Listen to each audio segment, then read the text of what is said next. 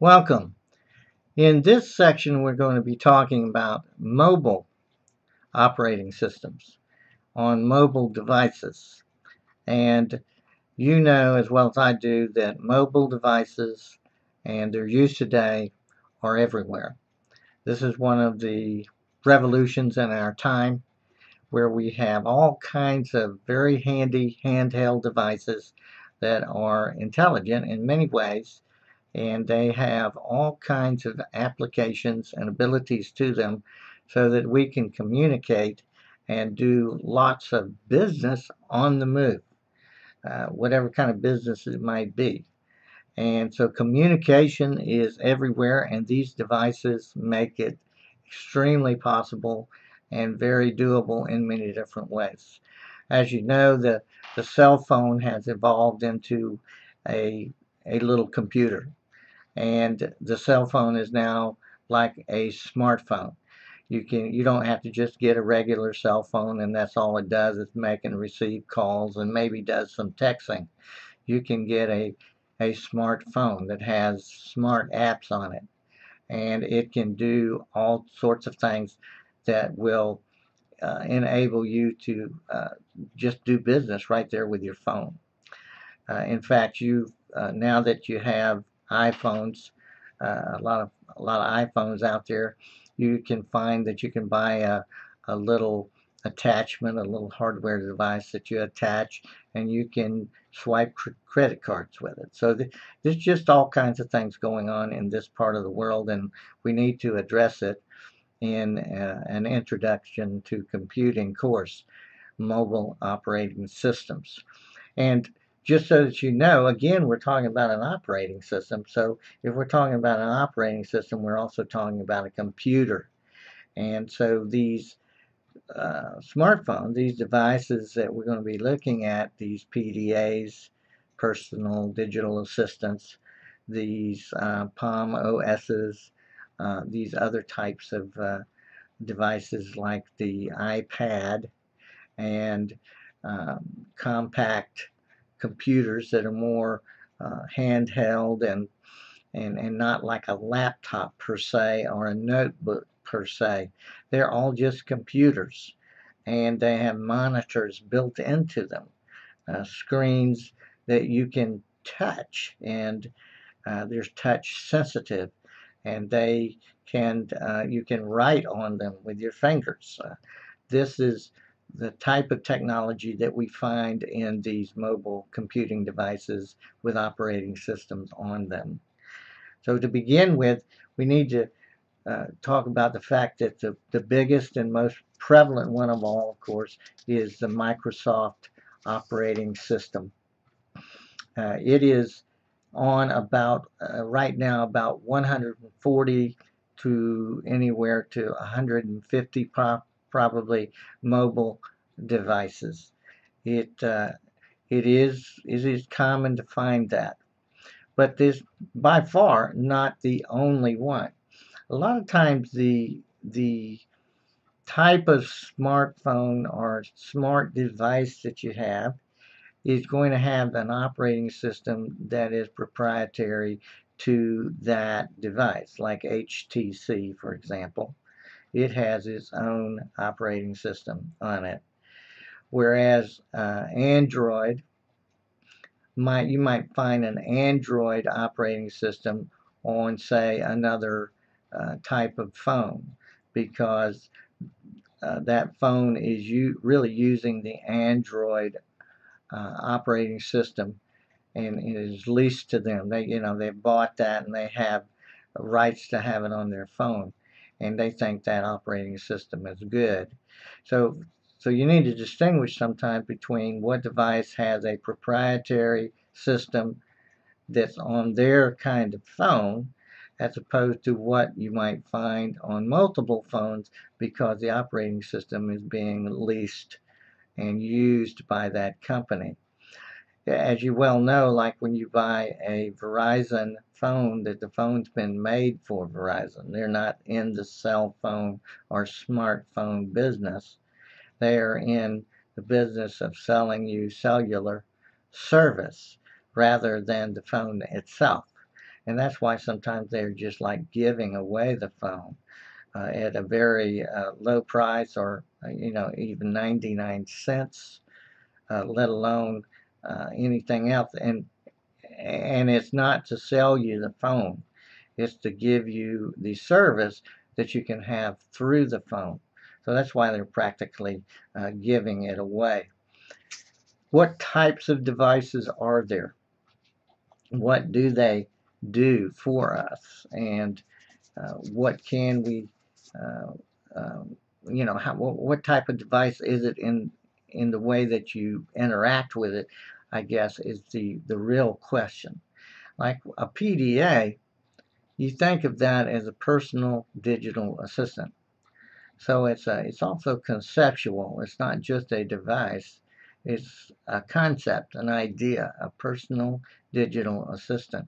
And sometimes you will have them with a little stylus, a pen, so that you can interact with the screen that's on the front of the smartphone or the device itself.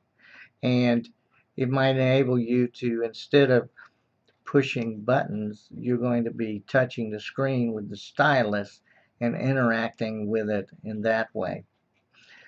So you also have, of course, the smartphone where you don't have the stylus and you just touch the screen, and the screen is touch sensitive so that it can interact with what you want to open and close, what you want to move across the screen, how you want to shift from one screen to another screen, another look, for example, where there are other apps. Maybe you don't have all of your apps on the main screen. You have it, some of your apps are on another screen. So you shift it with your finger sliding across the front of the smartphone. Mobile operating systems, though, are common in different sizes and different shapes, too. So you can have uh, something that looks like a laptop, but it's really more like the iPad. It is just the top portion of the laptop disengaged from the laptop, and you have just a monitor, a screen in front of you, and on that screen are the same things you see on your laptop when you turn your laptop on. You have applications, but it's lighter. It might be smaller. It might be 5 by 6 or 4 by 5, even smaller than that. And now you've got something a computer that comes in like different sizes, and it has different amounts of memory and different amounts of capabilities depending on what you've purchased. So again, we're looking at this from a level of what are these devices for? What do we do with them? How do we use them? Do we need to have all of them? Or can we just use one of them? The BlackBerry, of course, is a smartphone that it's like a cell phone with a computer attached to it, and it has a keyboard on it, and it has a screen on it. You use the keyboard more often with the BlackBerry than you do the screen. But with a PDA, you use the screen more than you use any set of keys. In fact, there's usually hardly any keys compared to the BlackBerry. So sometimes it has to do with your preferences, how often you want to be using the keys, and whether you would rather use a keypad or not. Or do you want to use a stylus pen instead? Now, if you're an artist, for example, you might have your iPad set up to where you use a stylus most often because you're going to be sketching or drawing right on the screen of the iPad. That makes sense. And you may want to have certain kinds of software that engage the iPad's functionality, so because of you being an artist. The same thing with you being a photographer. You might want to engage an iPad more by touch or by using a stylus, because you're going to do corrective measures on your photos that you've taken with your iPad. Now, maybe it's not like that for you. Maybe you are selling something, so you need to have access to the company's intranet, and you need to be able to do estimates, or you may need to pull up products and services and show them to your client through your iPad or through your mobile device, so that they have some sense of what it is that you're talking about. That's a different kind of functionality. That's a different kind of need that you may have with your device. So again, we're looking at mobile operating systems on mobile devices because we want to know which is best for us to use and which is our preference in using them. Do we need them to be very small and portable to where we carry them on our side so they don't get in the way? Maybe we're out in the construction sites. We don't want to lay our iPad down and forget that we laid it down. We want to keep it attached to our body at all times. So maybe a smaller device such as a smartphone or a BlackBerry or in any type of device like that, we want to keep those attached to our persons so we can carry them with us. You'll find in the readings that I do go into more detail about the different operating systems. Just to name a few, there are, of course, Windows, but there's Symbian, which is an operating system for mobile devices. It was made and created in Europe. There's also the Mac OS, which has an operating system for mobile devices. There are some others that are very proprietary and very competitive out there, like Android. HTC has its own operating system, so you'll find that there's lots of them out there, and it's a whole nother techie area for people to gain technical knowledge about, to be able to repair these devices and fix them. I don't know if you've experienced something happening to your screen on your smartphone, and all of a sudden it does stop working because you've cracked it, or because you dropped it too many times, or something bumped into it, or someone hasn't handled it right, and you find that the touch screen technology doesn't work anymore. And this is an issue, and it's created new jobs. It's created new needs in the marketplace, where you have a technician that can handle mobile operating systems and mobile devices when they break down, when they don't work. So replacing that screen has become a new type of work for people to do. So you can find these little shops are cropping up around where they're trying to get this kind of business, where you have broken screens and they don't work anymore, and you can't read them very well, and so you bring them in and get these replaced for minimal cost.